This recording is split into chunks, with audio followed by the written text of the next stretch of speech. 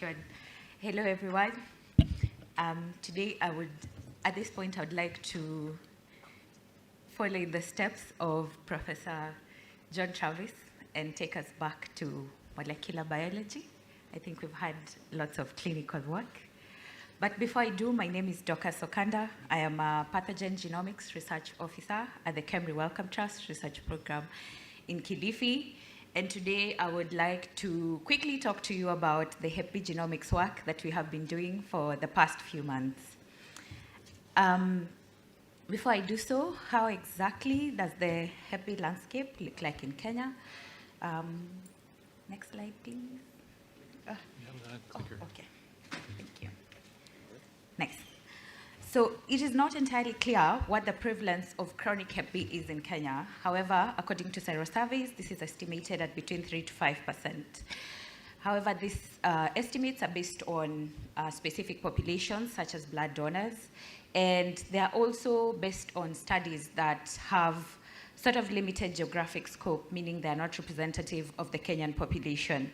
And just to reiterate Ali's message, most individuals living in Kenya are unaware of their Hep B status, primarily because of limited access to education and also limited access to diagnostic services. And what this does, it increases the risk of onward transmission and consequently deteriorating liver health in the population. Furthermore, Hep B genomics is hardly the focus of most research studies, and this limits the availability of genomic data on Hep B, especially whole genome sequence data, which reveals key insights on the virus that can guide diagnosis, treatment, and even the development of control measures such as vaccines. So for instance, at the time we were doing this study, there were only 25 whole genome sequences for Hep B on GeneBank from Kenya, and just indicates how limited our understanding of Hep B diversity is in the country. So it's in light of these gaps that the Strike HBV study was set up between March 2023 and May 2024 at the Kilifi County Referral Hospital. And I will not go into details because this has been presented in previous iterations of COLDA by Luis at the back. Hey, Luis. But what I can highlight here is we recruited 102 individuals living with Hep B into the study, and one of the aims of the study was to understand the role of lifestyle, biomarkers, demographics, and pathogen genomics, which is the focus of my study, my talk today on disease outcomes in people living with Hep B. So we did Hep B genomics for several reasons, including to understand the circulating genotypes, but more importantly, for the first time, establish next generation whole genome sequencing of Hep B in Kilifi. Of course, this is something that had not been done before.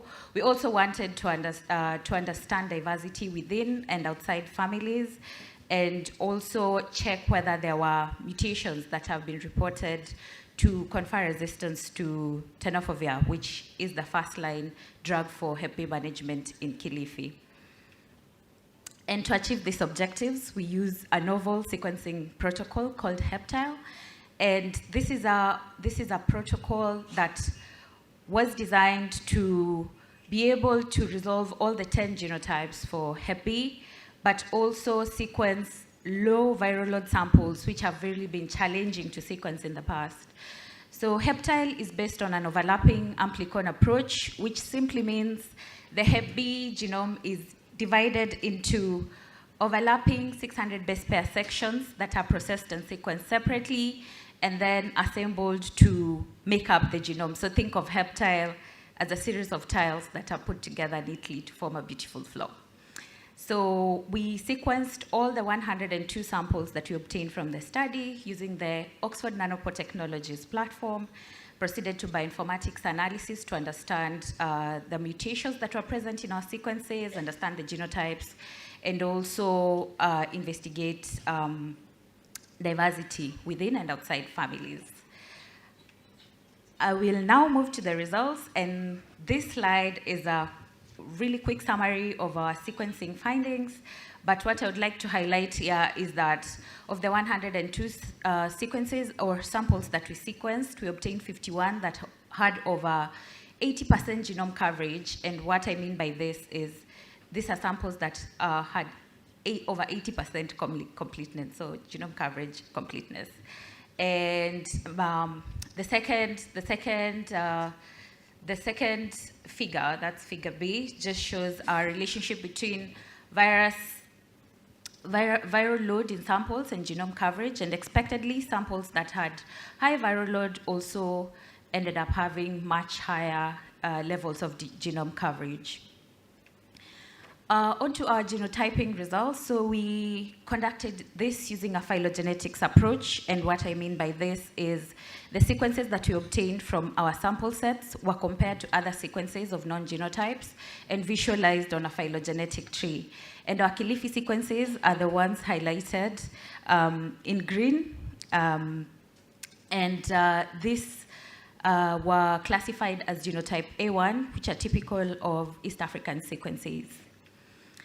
Next up, we investigated diversity in families, and what I show here is a family tree for one of many cases where, in addition to the index case, which is the original participant who came to the study, there are close family contacts, in this case, their siblings or partner also tested positive for Hep B, and we just wanted to understand the level of diversity that exists in such settings. So we sequenced the family members that were positive for Hep B are the ones that are marked or with the brown dots. And we sequenced all these samples and conducted phylogenetic analysis just to understand diversity.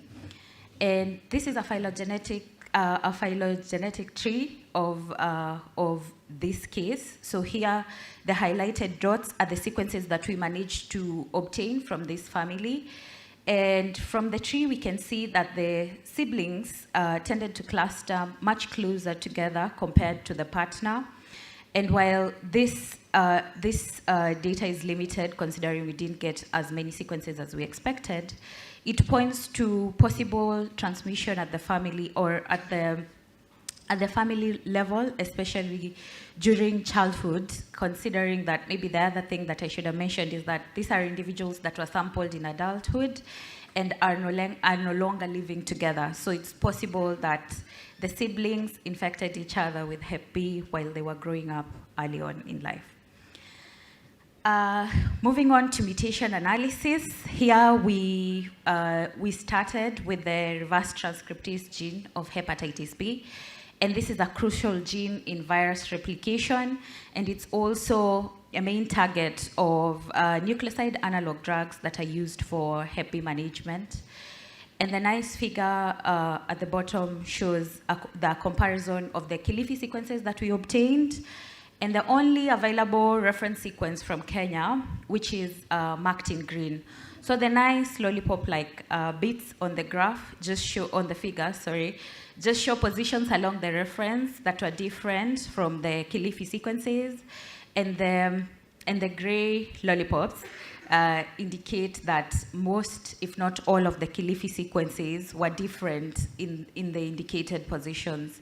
So what this shows is that the Kilifi sequences were quite different from the only available reference that we had at the time, and just highlights the importance of widespread of diversity in genomic analysis, so that we can localize our comparisons and tailor the conclusions that we get from such analysis.